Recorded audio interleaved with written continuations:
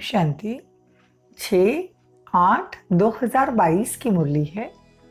ज्ञान के सागर, आनंद के सागर, शिव परमात्मा कहते मीठे बच्चे, ज्ञान सागर बाप और ब्रह्मपुत्रा नदी का यह संगम हीरे समान है।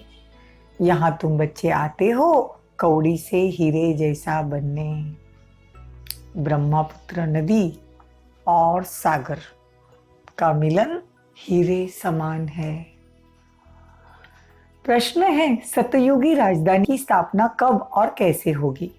उत्तर है, जब सारी पतित सृष्टि की सफाई हो, अर्थात पुरानी सृष्टि का विनाश हो, तब सतयुगी राजधानी स्थापन होगी। उसके पहले तुम्हें तैयार होना है, पावन बनना है। नई राजधानी का संवंत तब शुरू होगा जब एक भी पतित नहीं रहेगा।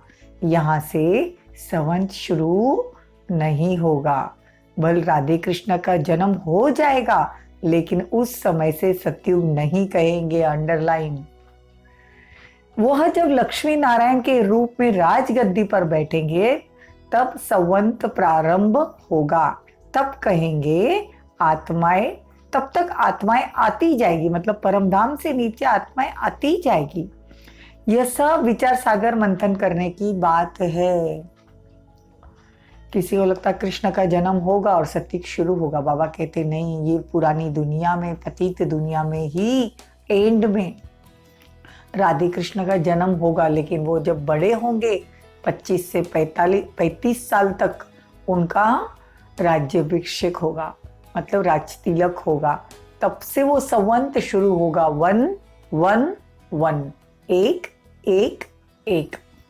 तो बाबा कहते हैं जब लक्ष्मी नारायण गद्दी पर बैठेंगे, राज तिलक होगा, तब से सतयुग शुरू होगा। गीत है, यही बहार है। ओम शांति। ये बच्चे कहाँ आए हुए हैं? ज्ञान सागर के कंठे पर। वैसे रहते हैं ज्ञान गंगाओं के कंठे पर, और अभी आए हैं ज्ञान सागर के कंठे पर। ये बच्चे कहाँ आए? मतलब हम आत्माएं जब मधुबन में बाबा से मिलन मनाने जाते हैं तो कैसे, वैसे तो बाबा कहते वो अपने अपने सेंटरों पर होते हैं, लेकिन अभी मधुबन में बाबा से मिलन मनाने आए हैं। कौन आए हैं? ज्ञान गंगाएं। क्या बनने के लिए? कौड़ी से हीरे अथवा कंगाल से सिरताज बनने के लिए। ब्रह्मा है ब्रह्मपुत्रा और शिव है सागर। यह है ब्रह्मपुत्रा नदी। बच्चा तो है ना, ब्रह्मा वल्लभ शिव। देखो दुनिया में भी दिखाते हैं कि ब्रह्मपुत्रा नदी और सागर का मिलन होता है, लेकिन सच में ब्रह्मा बाबा के तन में शिव बाबा, ये मिलन, तो ये मिलन हम मनाते हैं। हम बच्चे भी मनाते, ज्ञान गंगाएं भी मनाते मधुबन में जाके। सच में ये यादगार है। लेकिन दुनिया में भक्ति मार्ग में देखो क्या लिख दिया है। कलकत्ता में तो सागर और नदी का बड़ा भारी मेला लगता है।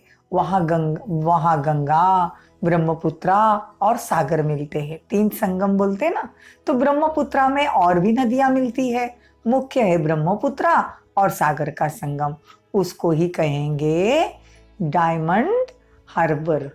यह नाम अंग्रेजों ने रखा है। अर्थ तो कुछ नहीं समझते, नाम सिर्फ ऐसे रख दिए हैं। बाप अर्थ समझाते हैं। तुम आए हो इस समय ब्रह्मपुत्रा और ज्ञान सागर के पास, सम्मुख बैठे हैं ना, तो वहां भी सागर सम्मुख जाते हो हीरा बनने के लिए, परंतु हीरे को बदल ले पत्थर बन जाते हो, क्योंकि वो है भक्ति मार्ग। यह है संगम आत्मा और परमात्मा का। दुनिया में यादगार दिखाते कुंभ मेले में, लेकिन बाबा कहते हैं ये सच में आत्मा और परमात्मा का मेला है। दोनों इकट्ठे हैं।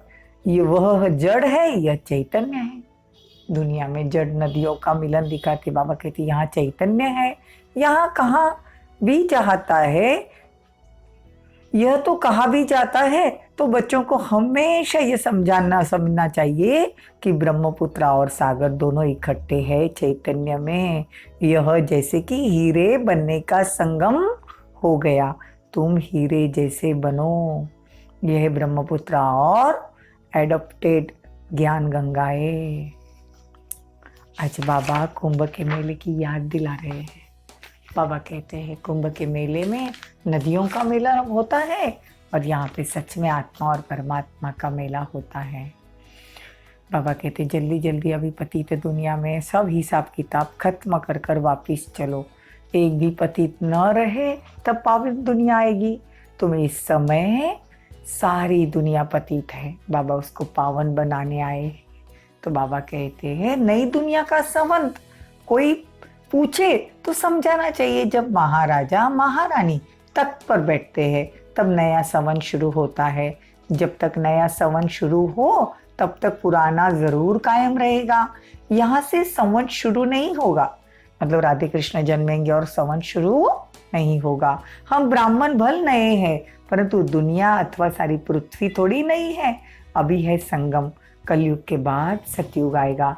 हम कहते ही हैं first Prince princess Radhe Krishna, फिर भी हम उस समय सतयुग नहीं कहेंगे जब वो पैदा होते हैं। जब तक लक्ष्मी नारायण तख्त पर नहीं बैठते हैं तब तक कुछ न कुछ खिटपिट होती रहेगी। बल राधे कृष्ण आ जाते हैं, देखो यह विचार सागर मंथन करने की बात है। सतयुग जब शुरू होगा तब संवंत शुरू होगा। सूर्यवंशी डिनाइस्टी का संवंत फलाना है, परंतु प्रिंस प्रिंसेस के नाम पर संवंत कभी नहीं होता। बाकी बीच में समय में आना जाना होता है, टाइम लगता है। कृष्ण जन्म लेने के बाद भी जो आत्माएं पतित है वो थोड़ा आना जाना चालू रहता है।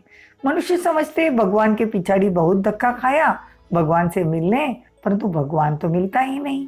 और बाबा ने समझाया भगवान का तो चित्र ही नहीं निकाल सकते, वो तो बिंदी है ना, उसका क्या फोटो निकालेंगे। वो तो समझने के लिए कहा जाता है कि यह स्टार है, भ्रुकुटी के बीच में है चमकता कोई सितारा।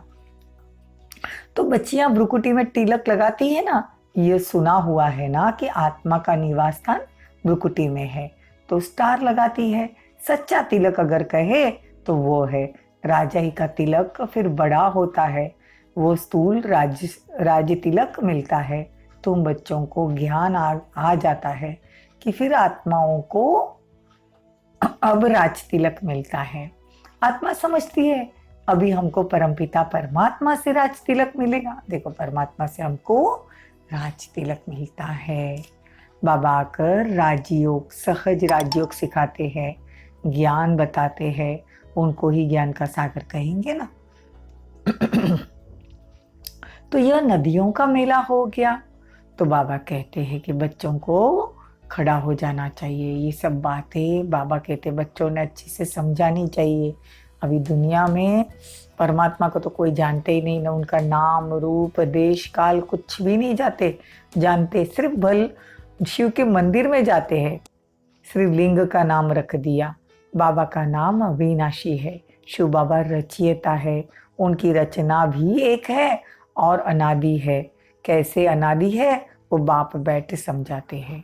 सतयुग में ये जो त्योहार आदि कुछ भी होते नहीं, सब गायब हो जाते हैं, फिर भक्ति मार्ग में शुरू होंगे। सतयुग में कोई त्योहार नहीं रहेंगे। मनुष्य समझते हैं स्वर्ग था फिर स्वर्ग आएगा, परंतु इस समय तो नरक है, इसकी आयु का भी किसी को पता नहीं। घोर कलयुग है, कल्प की आयु का भी किसी को पता नहीं। बाबा कहते हैं ये जो ड्रामा है वो फिरता रहता है, परंतु आयु का पता न होने के कारण कुछ भी समझते नहीं। भक्ति मार्ग में तो देखो सच्ची भक्ति, सच्ची भावना से, शुद्ध भावना से जो भी भक्ति की जाती है, बाबा कहते हैं उनकी सबकी मनोकामनाएं बाबा पूरी करता है।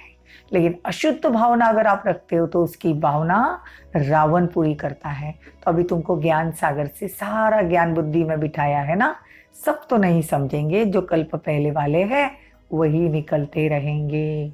अच्छा, मीठे मीठे से खिला दे बच्चों प्रति माता पिता बाप दादा का याद प्यार और गुड मॉर्निंग। रूहानी बाप की रूहानी बच्चों को नमस्ते। हम रूहानी बच्चों की रूहानी माता पिता बाप दादा को याद प्यार गुड मॉर्निंग नमस्ते, थैंक यू, बहुत बहुत शुक्रिया। धारणा के लिए मुख्य सार, जब तक जीना है पुरुषार्थ करते रहना है, बाप की शिक्षाओं को अमल में लाना है, बाप समान स्टार मास्टर ज्ञान सागर बनना है। रूहानी पंडा बन सबको सच्ची यात्रा करानी है।